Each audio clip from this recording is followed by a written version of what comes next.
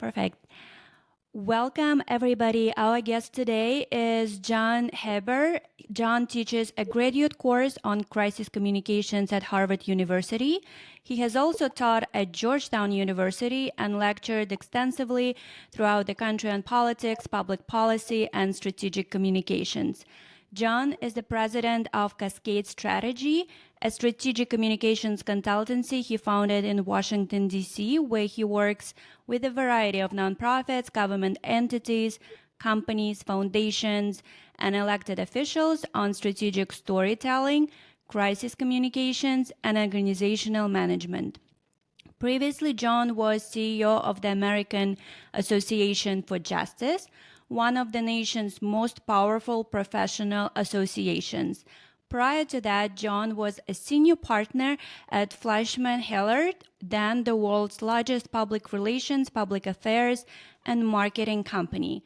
Jon worked in the United States Senate for Senators Patrick Leahy, Dianne Feinstein, and Edward Kennedy, as well as for the Senate Committee on Agriculture, Nutrition, and Forestry. He was special counsel to the president and at the Overseas Private Investment Corp, a U.S. government financial institution which supports private sector's investments in emerging markets. With that, Jon, welcome to the show. So great to have you on. Thanks for having me. Wow, it's a very impressive bio. Did I miss anything? No, I think you pretty much got it. I tell my students I'm on my sixth career. I think I like to keep reinventing myself and looking at things differently than I used to. I can definitely relate to that because myself, I started in investment banking, then I did private equity, shareholder activism, and then pivoted to strategic communications and crisis management. So I think it will be great to start this conversation in providing more context on what led you to strategic and crisis communication field, like what was so appealing, or was it just fate? Well, I'll tell you, I was interested even as a young person in my teenage years of thinking about communications and how information could persuade audiences. My early start was on political campaigns, which operate very quickly.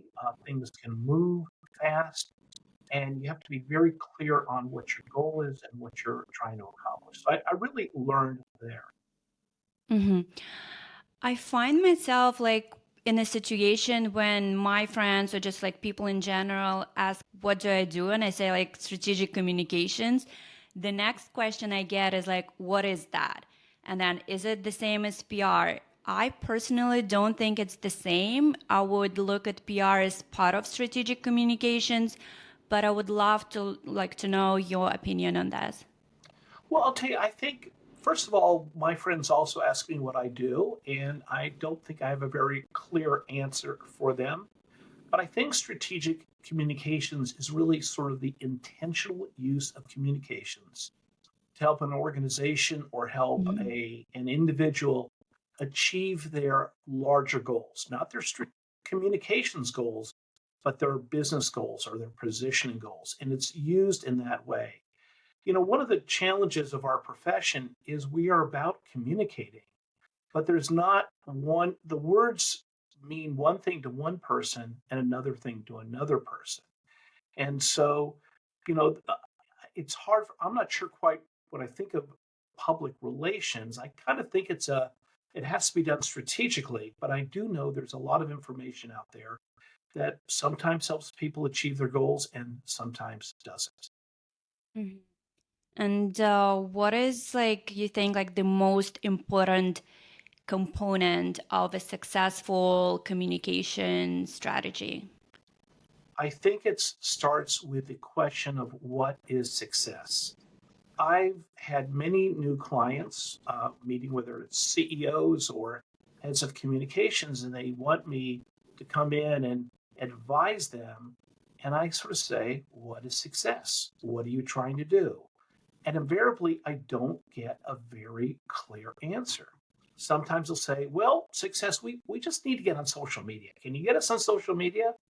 Well, that's not a strategy. Getting on social media is a means of getting communications out, But you need to think very clearly on what is success, who are the critical audiences you need to reach to achieve that success, what are the messages that you can deliver to those audiences to persuade them, and then you think through your strategy. But you have to start with a clear success as opposed to meandering and trying a number of different things. Yeah, definitely. As you mentioned that you need to know who is your audience, because again, like that's how you create the narrative, the messaging. But I also know you differentiate between ultimate and intermediate audience. Do we need to target both or just the end goal in our communications campaigns?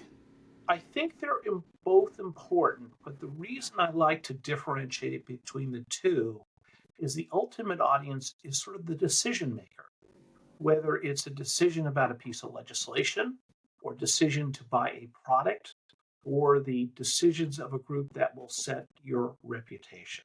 So I think we have to think about what that ultimate audience is as opposed to mix it. I'll give you an example, and it was an important part of my training. I worked on as you mentioned earlier, on the Senate Agriculture, Nutrition, and Forestry Committee. This is a large committee.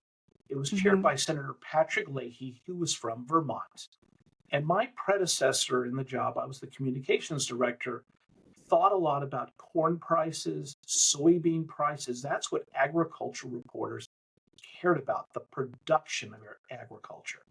Pat Leahy was from Vermont, and what he cared most about was dairy. That was the main product up there.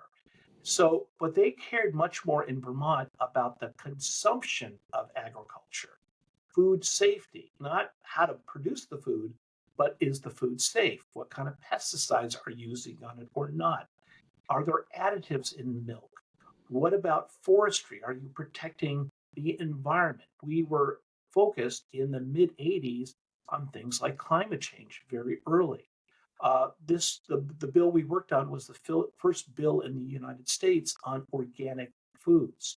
So my focus was on the consumption of agriculture, and I very always thought about his constituents and how they would see the world.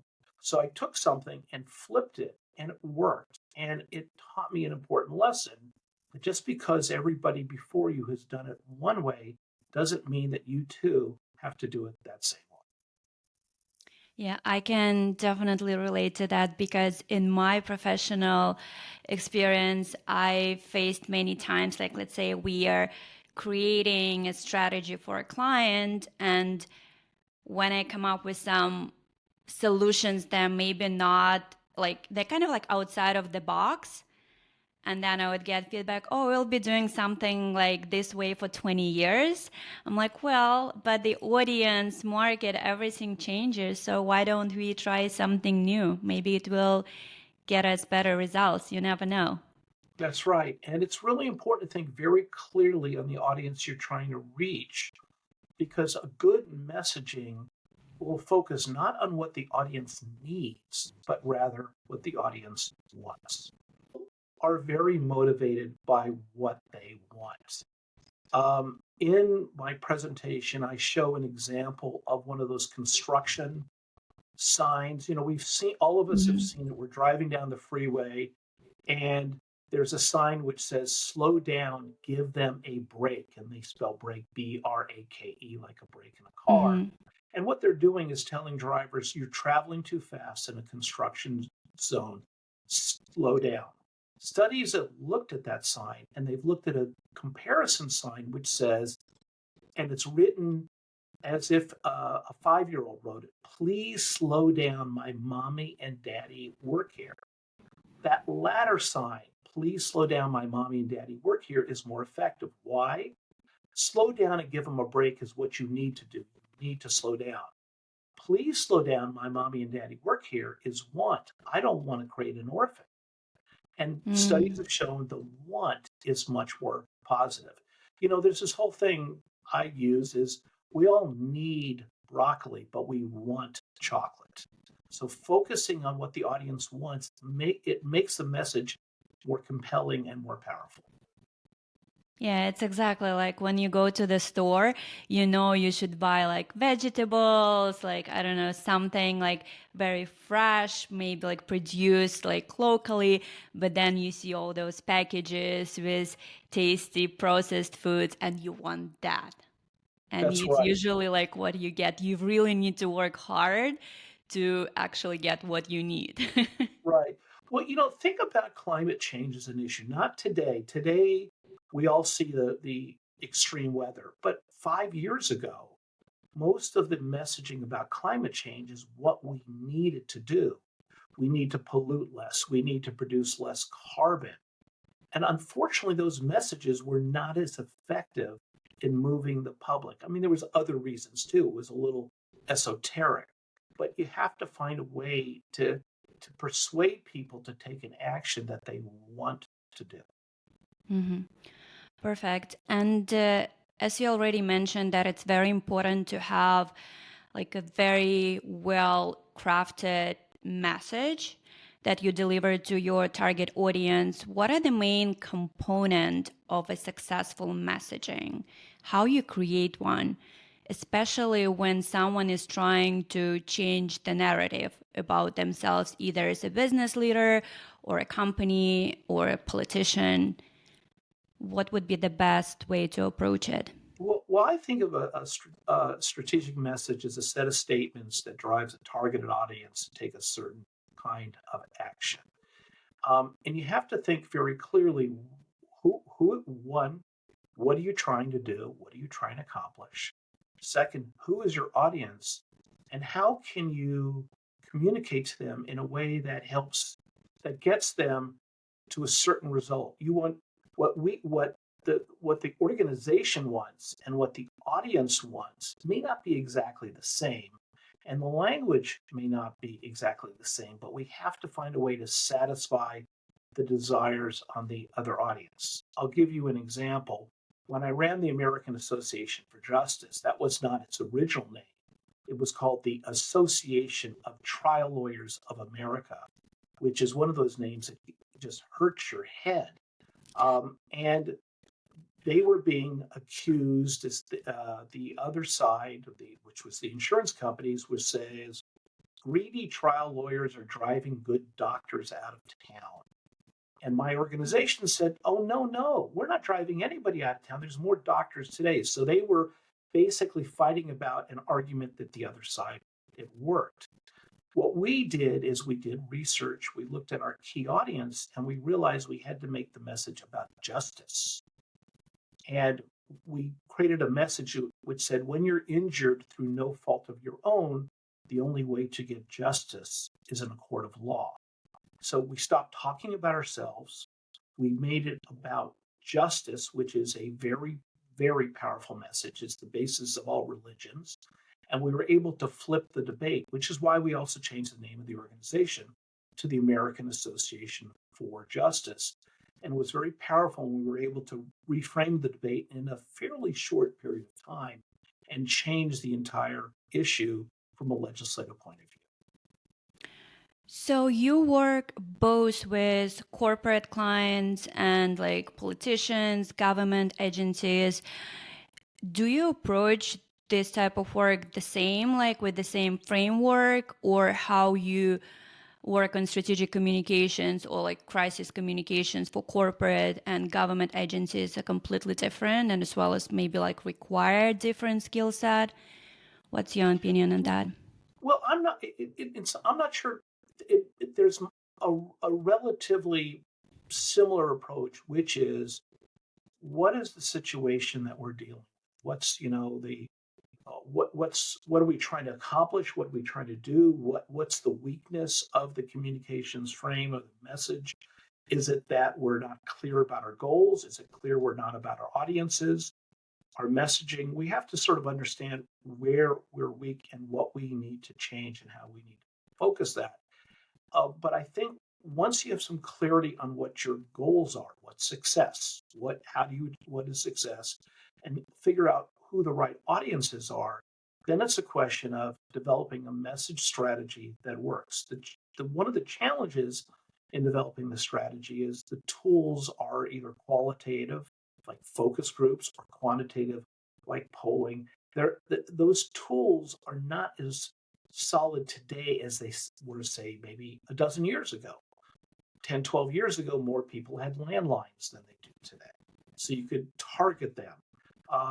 People block phone calls a lot more today than they used to. So there's a difficulty in reaching people, but I think a lot of it is asking good probing questions, being a little suspicious and pushing a little harder. We think, oh, we got the quick answer. We're done with our work. It takes a little while sometimes to figure out exactly what would be an effective message. And then you have to have a campaign that executes on it and it helps you achieve the results you're trying to achieve. So I think like we can definitely, when we look at different candidates or business leaders, companies, we can see like some executive, they can definitely have control of their narrative. They're very effective in the way they communicate. And others, quite honestly, they may benefit from some help. Do you have any examples of leaders, business leaders, or politicians who would you consider to be very effective communicators, or and also like poor communicators, and what differentiates them? Well, I'll tell you, I think I'm thinking, and I don't have an example off the top of my head, but I would say this. I think any good organization or any good leader needs a talented communications professional that works directly, and that professional is able to speak truth to power. There's a lot of very powerful people, and sometimes we don't want to sort of be honest with them because we want to keep our consultancy. We don't want to lose our job. So we may pull our punches. You've got to find a way, and hopefully you get a leader that is willing to ask tough questions, take some advice. I mean, you have to learn how to speak to people in the right way. You can't take a United States senator and say, hey, listen to me. You've got to speak in a certain way. But you have to help individuals understand how they can be more effective. So there's some CEOs that no matter what you do, we really can't help them very much. Mm-hmm. But there's others that know they need to get better and they're willing to ask for advice. Now, as you know, Karina, that sometimes it takes a while to build that rapport up with that CEO. You can't just walk in the first day and say, hey, you got to change your way. You've got to help them see that you've got and given them some good advice. So I think there's a similar approach, which is you have to be honest. Look, my view is if I'm not giving good advice or the client isn't listening, they ought to get somebody else. They ought to get someone that can help them. If they feel I'm not the right person, that's not a problem. It's more important we get people the right kind of help and the right kind of assistance. Then it's up to them to really listen. Yeah, I've definitely been in multiple situations when I would advise clients to do one thing and they just keep doing the way they used to do, but then they again forget that's, because they did things as they did, now we have all those issues. But as you said, you can advise them, but you cannot make them to actually do what you suggest, which is a very tough place to be because you want your client to be successful. And especially when you know that all the work was done to get that result and the person or the company just doesn't do it, and you feel well, can I really do my job or should they hire someone else? Yeah, you're raising the right question. And it's easy to say, oh yeah, they could get someone else. But on the other hand, if it's an interesting client, if it's a client in your heart you can help them. So maybe the first time you talk to them, you don't quite get through, but it takes a little while. I mean, part of this, I think, and I know you know this because you've been in the business, you've been very successful, is how to build trust with your client. How to say things to them in a way that they can hear. Communications, there's two parts. what I say and what you hear. What I say Exactly. isn't very important. What you hear is everything. It's my job to be able to talk in a way that you can hear what I'm saying. You may not agree with me, and that's okay, but I have to learn. I can't just yell at you. If I do, I'm gone because I'm not very useful. How do I make those arguments in a way that's persuasive? Yeah, exactly. Because for you, the key audience, the first audience you need to persuade is your client. Right. And the other thing, I know you know this too. Sometimes you walk in and you've had a meeting with a client and you leave saying, and your colleagues say, well, what do they want? And it's not really clear what they want. And Mhm. people will hire you without really knowing exactly what they need. Yeah, I actually had a client. They hired us and they're like, well, we need some help because the way we manage our communications just doesn't work anymore, especially with the media. And then the question is like, okay, like, what's your end goal? What do you want to achieve? And they're like, we just want to be better.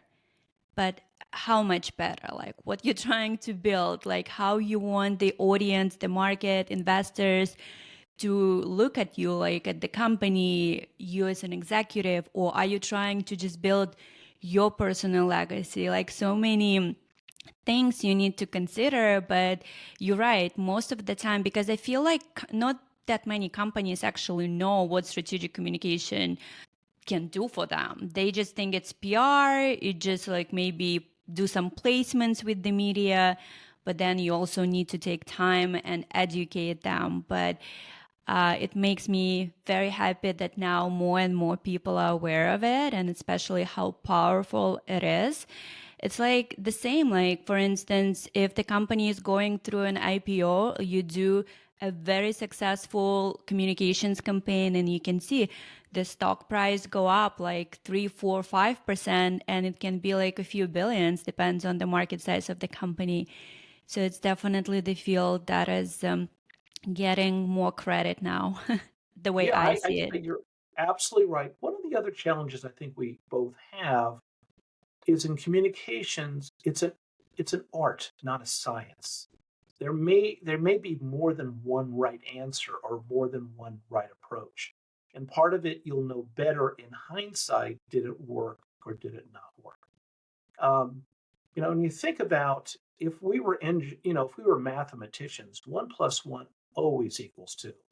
But in communications, if you do it right, sometimes 1 plus 1 can equal 3 or 4 by how you roll it out and how it works. Sometimes small things can turn out to be very big and have a great impact, but it's important to be able to look clearly to help brief the client, to help the client understand and help them really achieve their goals. Yeah, to this point, like just recently, a few of my friends, they're like, oh, you're so good in communication. Like, can you explain, like, just tell us 3 things we need to do to become really good? I mean, if I tell you, know your audience, make sure your messaging is on point, and I don't know, like, depends on your situation, like, I don't know, have a good relationship with reporters, it gives you like areas you need to focus on. But as you said, it's not science. It's like it's more creative in the way like you approach it, how you combine things, how you address, and just like how you create this framework. Absolutely, you're 100% right. And also, our world is changing quite quickly. 20 years ago, there was really no such thing as social media. The iPhone came out in 2007, and that sort of changed the way we communicate. Things after a few years started going mobile. 10 years ago, there were lots of newspapers around, and then they started going out of business, and then senior reporters started losing their jobs, and more junior people were hired. But now it's much more, at least on earned media, it's about clicks.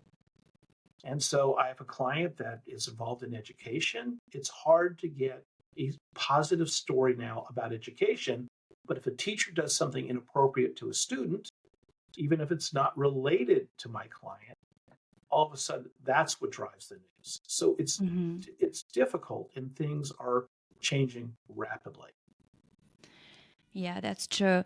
So the other question that I have, I cannot not to ask you because I keep getting this question all the time about Elon Musk's biography by Walter Isaacson because a Mhm. lot of people think it's very controversial. It will impact his legacy, his ventures, like with all the details about brutal, toxic workplace environment and just him, like, as a leader, how he approaches things.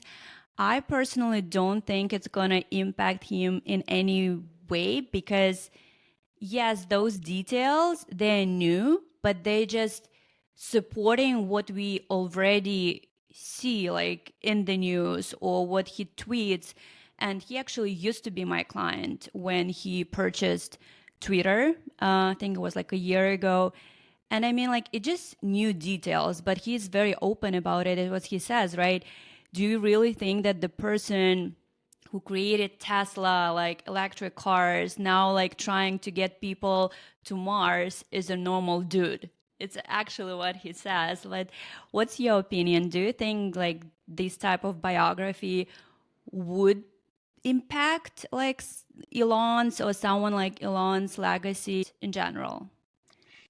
I mean, in one sense, the book tells us that he's kind of eclectic and a little bit odd. And okay, fine. So what? I think people get judged by their impact much more than the process. Look at his impact and what he's done on electric cars. He has moved that marketplace dramatically and no one else has done it. Or in SpaceX, he has created rockets that now can return to Earth and be Mm-hmm. used again, where NASA and other governments couldn't do it.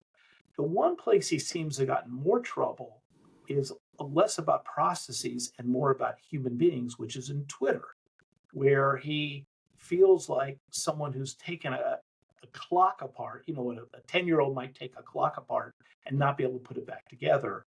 And I think he's taking it apart. It may not be his greatest legacy, but I think in the end, he'll be judged by Twitter. He'll be judged, Mm-hmm. I'm sorry, not by Twitter. He'll be judged by Tesla. He'll be judged by SpaceX. He'll be judged by how he changed the world. Think of Steve Jobs for a second. Steve Jobs was not the nicest person. He was highly demanding, but he changed cell phones, he changed consumer products, and he's had an enormous impact. And we look back at him and what he did and how he built Apple into the mega company it is. Other people took the baton from him. Cook took the baton. So I think in the end, 5, 10 years from now, we'll look back at Elon Musk as one of those individuals that really helped change the world, speed processes up in a very powerful way. So I think he'll be okay in the long. The last question that I have, and I promise it's the last one, is do you have an advice on what would be the best thing to do for someone who wants to improve their communication skills, like either in their like personal or professional life? Maybe they want to get noticed like at the company they're working for, or just in general. What would you say be the best first step to take? You mean their personal communication skills or be better at the art of communications? I think like more like art of communications. I think the most important thing to do is to be a connoisseur of good and bad communications. There's lots of stuff in the news every single day that we're familiar or not familiar. Analyze it. Look at a story or listen to a quote from someone and make your own assessment. Do you think it's good or do you think it's bad? You can do this with a couple of friends. There's certain kinds of quotes that I hear that are like nails in a chalkboard. Someone says, I'm outraged that Senator so and so did something. The fact that I'm outraged is not a message expressing our emotion. So, I thought about that. I heard it and I said, well, why does this bother me? So I think look at things and then assess and decide if they're good. Early in my career, I've always been interested in political campaigns. And I would every day read 3 or 4 newspapers. In those days, it was newspapers before mobile, and look at how different news outlets covered the same story and figured out how I could affect that if I were the head of communications for those campaigns. So put yourself there, study it, drill yourself, do it with a couple of friends, think about it. And I think that's a really good way to sort of sharpen your analytical skills and ability to give good advice. Love this. Jon, thank you so much for your time and for coming on the podcast. I greatly appreciate it. I definitely learned a lot from you, and I'm sure that the audience will do as well. Thank you. Thank you so much. Thank you. And Karina, thank you for doing this. I think it's really important as a learning tool for the community. Thank you.